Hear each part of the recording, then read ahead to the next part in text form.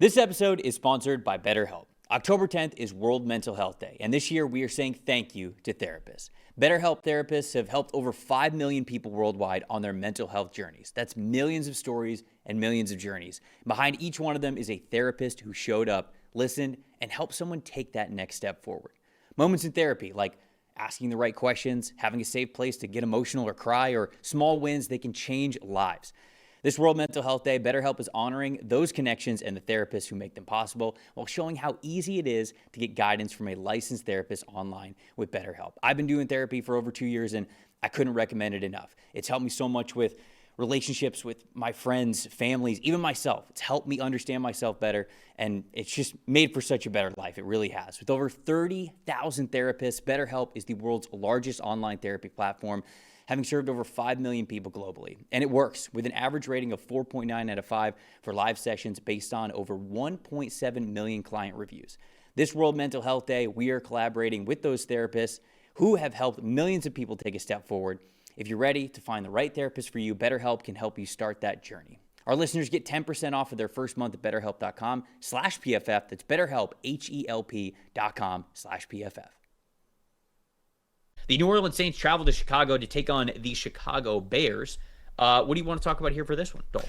Let's go on the Saints' offensive side, which I know we don't get to talk about a whole lot because, well, you know, the Saints, they sometimes have trouble scoring, finishing drives, and they don't score a ton of points, and they have so much young talent that's trying to develop at the same time. But I think they're fun this year. They are fun this year. They are fun. They're fun this year, but they don't execute yet at the highest level to start winning ball games. But I think a big matchup in this game is Spencer Rattler against Dennis Allen, okay? And Dennis Allen in this 3-game win streak for the Bears, the Bears don't have a great 4-man rush, so he's really turning up the heat with the blitzes. Naturally, he's an aggressive coach, and you figured he would come into this year more aggressive than Matt Eberflus. That wasn't necessarily the case in the first 2 games as they were trying to figure out and work through injuries in their coverage unit, but they're blitzing at a top 10 rate the last 3 weeks, and they've won all 3 games, so something has to be working on that end. Now, Spencer Rattler has actually been spectacular against the blitz this year. It's one of the best things, you could argue the best thing that he's doing is handling these protections. I think the Saints are actually doing a really good job up front, tight ends, backs, Rattler getting rid of the ball. As a team, they're doing a great job of handling the blitz, and when he has those one-on-one matchups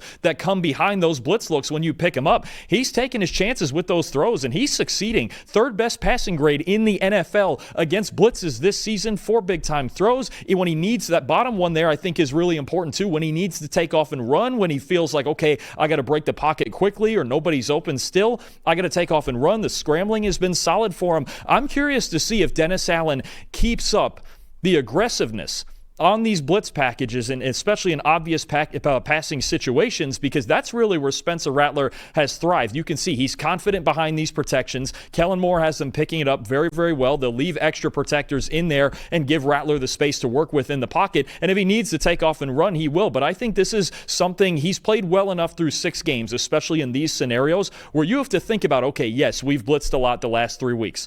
Is that something we can do consistently against this quarterback who is seeing it well and an offense who is playing relatively well through that? That's, I think, a big question. I think Dennis Allen, very quietly, despite it being the Saints offense and every perception you might have of this game, Dennis Allen's in the spotlight with this one for how he handles Spencer Rattler and the way he's playing.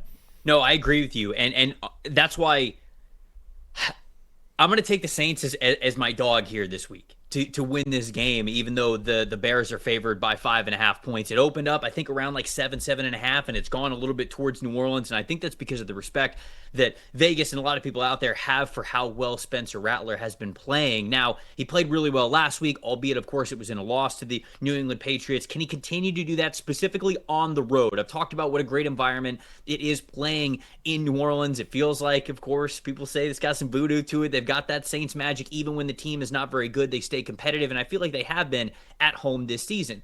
On the road, though, what are they going to be on the road when they head to Soldier Field to play the Chicago Bears there? Specifically, though, this is why I think this game is going to be decently close, and I'd be taking the Saints in the points, if not taking the Saints outright just as a fun underdog pick here.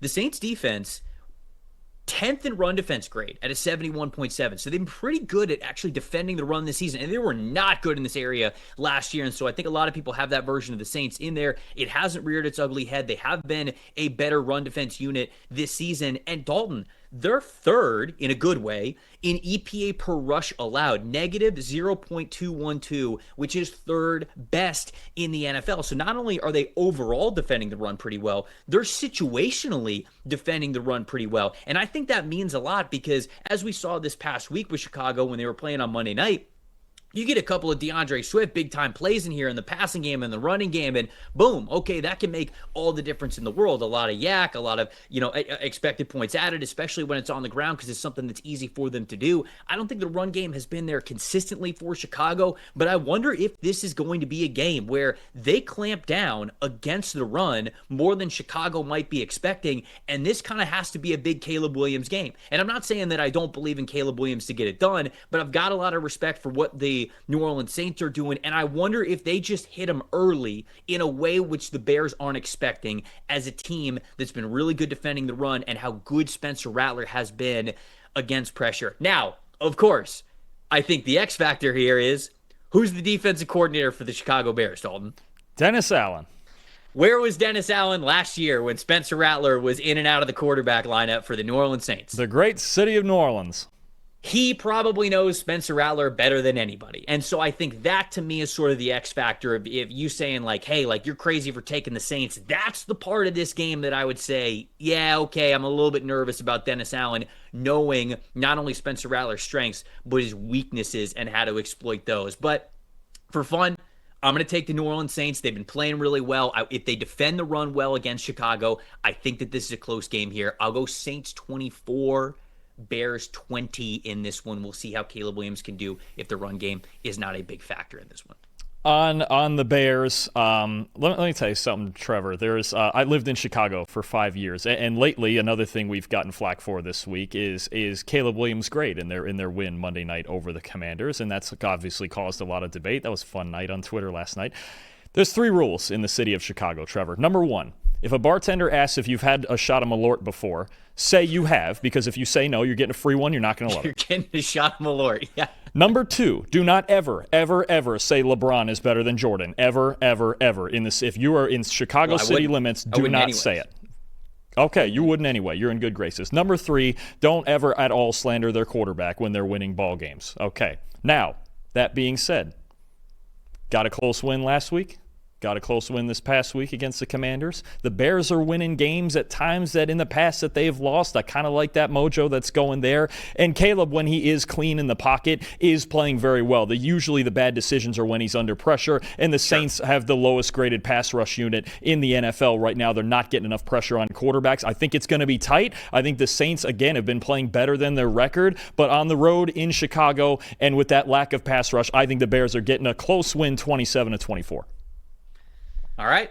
So we're a little bit different on that one, which, by the way, you kicked my ass last week. I was up a game on you, but you went 11-4. I went 8-7. I'm just gonna say. Now I'm not gonna bring this up. I know what's coming. I'm just gonna say I switched the Seattle and the Jacksonville pick just because out of respect for the game. I'm not gonna bring it up, of course. I'm not gonna bring that part up, but that did happen.